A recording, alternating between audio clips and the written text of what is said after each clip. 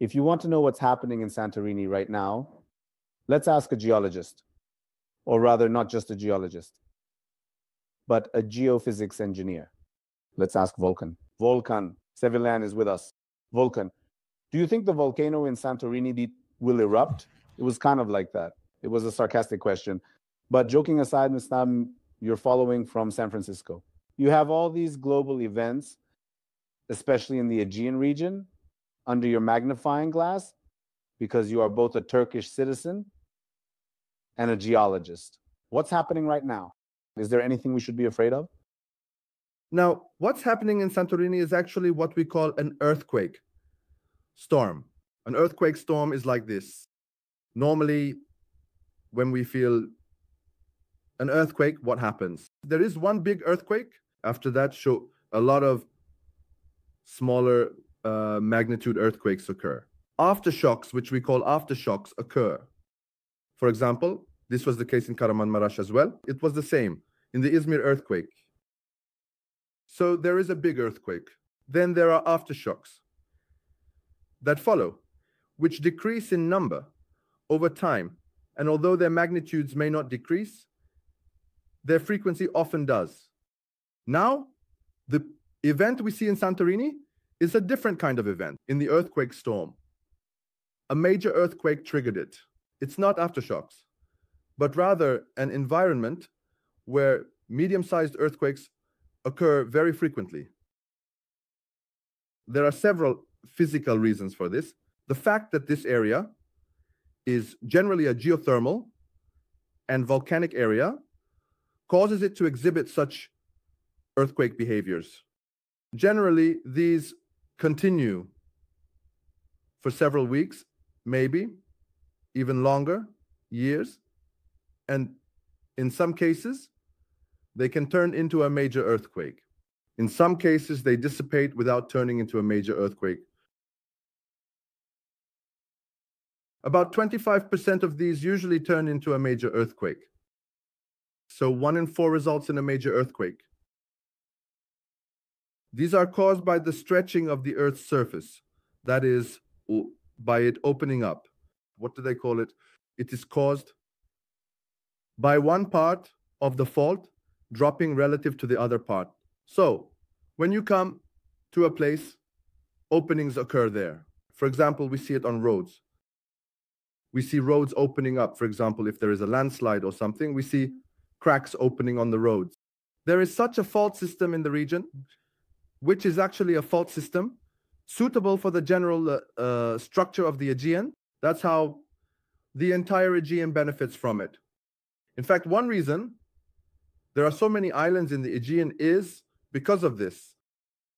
Because what happens is that due to these fault movements, places we previously saw as mountains or hills somehow become islands due to the vertical movements caused by the fault activities in the water areas. Now, for example, if this turns into an eruption with its ashes and all, there is also a reason for the formation of these islands. Now, the reason for the formation of these islands is the situation created by the African plate, subducting beneath Europe. Therefore, when the plate enters the astral atmosphere with the hot magma, it starts to melt. And when it melts, just like how heated air rises, the heated material also wants to move upwards. When it wants to rise upwards, it creates volcanoes on the Earth's surface in this way. Now, there are 2 types of these volcanoes. There are explosive types, and there are also flowing types, like those in Hawaii. For example, let me say, Mount Etna in Italy is an example of the explosive type. In Hawaii, they are the flowing type, where lava emerges without an explosion. Now, when you look at Santorini, let's say the outer rim, this was actually a mountain, right? A volcanic mountain erupted and exploded. Then the top part, which we call a caldera, or I guess we call it a caldera. it collapses, causing it to sink. When it collapses, it forms a lake inside the mountain. And the top of the old volcano forms like a small island. Now, when you look at the map of Santorini, we can see that this place is entirely formed by a volcano. Now, there's a situation like this. Volcanoes and earthquakes are actually interacting with each other. So, when you create a disturbance there, you create places suitable for magma to emerge. When there is an earthquake, especially a large one, or similarly, when there is volcanic activity, it can trigger earthquakes because it affects the stress distribution there. So there's a situation like this regarding this place. This place was formed by a volcano that emerged around 3500 BC. Its last eruption was in the 1950s. There was the Amargos earthquake in 1956. It was a magnitude 7.7 in the region. Therefore, the region is high in terms of earthquake hazard and potential for generating earthquakes. As for the tsunami question, there is a possibility of generating a tsunami, but due to the Aegean being very island rich, the coasts are somewhat more protected compared to a tsunami that would occur in the open sea. However, there is still some likelihood of a tsunami occurring. Additionally, the Aegean has a particular situation.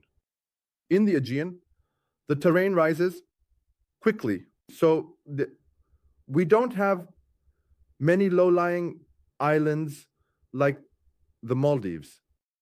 Since the islands are more steep, High areas? Yes. because they are steep and elevated, the impact area might be more limited to the sides facing the earthquake. Regarding the issue, if a volcano erupts there, the lava, About whether it would reach Turkey. Miktat Hoca would know better about that because he is a meteorologist. They are more expert on how those would spread. Therefore, we should follow what he says. Well, would this earthquake storm have any effect on Izmir or our coastal line? What kind of effect would it have? Let me ask that briefly as a final question. Now, here's the thing. This earthquake storm could have the following effect. Well, in terms of tremors, especially for poorly constructed high-rise buildings, because if this earthquake occurs, it will be far away. As I said, the probability is still relatively low. Actually, it's not high, but if it happens, especially poorly constructed high-rise buildings on bad ground can be more sensitive to earthquake waves coming from afar. They can be more affected. The wavelength of the earthquake changes as it gets further away. High-rise buildings start to sway more compared to low-rise buildings. There might be some issues with them. Other than that, it's not very, very close to us. Right now, it's not very, very close. We are a bit relieved. Not much, but we are a bit relieved. A bit. But this doesn't mean that. We have a very serious earthquake risk. Yes, we already do. We already do. If you have time, I did a study on Istanbul. I can show it to you if you want. Do you have time? Show it. What is it? Is it something interesting? What did you find out? Here's something interesting.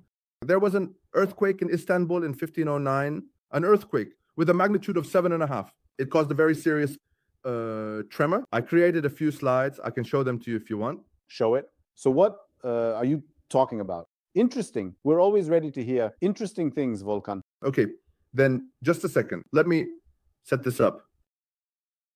We've come to the point where you do your own presentation. Yes, Volkan has sent a big kiss if you want right now.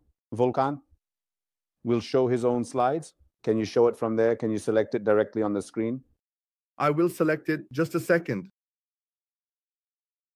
As you can see, we do the broadcast on YouTube by ourselves. Our guests are now in their own old thing. For example, right now you see in studios, everyone, you can choose how much? Yes. Now, the work we are doing now is this.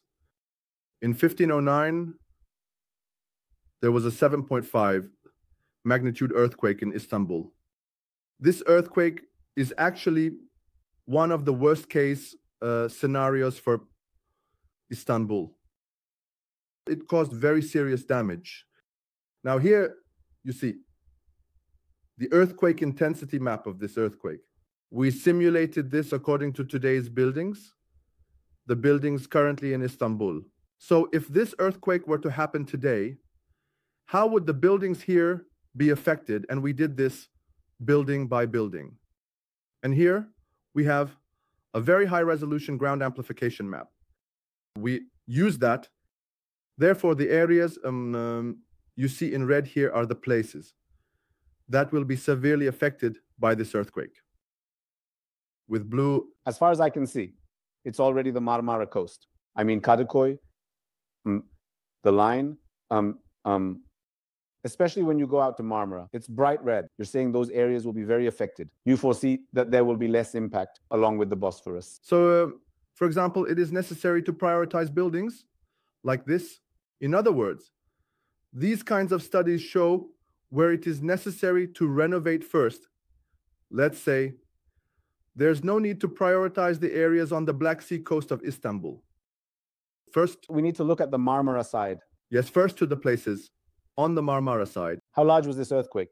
1,500 years ago. This earthquake was of magnitude 7.5. Now you can see from a wider area here. So really, you can already see the landform created by the fault running through the middle of the Sea of Marmara.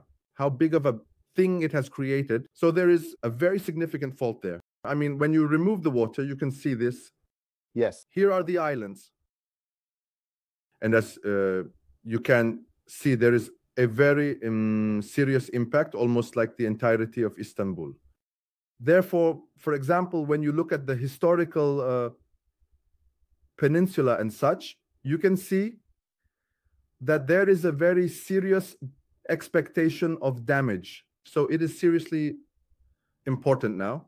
You mean we need to look at this, even if the authorities just put this map in front of them, it explains a lot. But let's say, to those who understand, Volkan, thank you very much. I appreciate it. Thank you. I wish you a good day.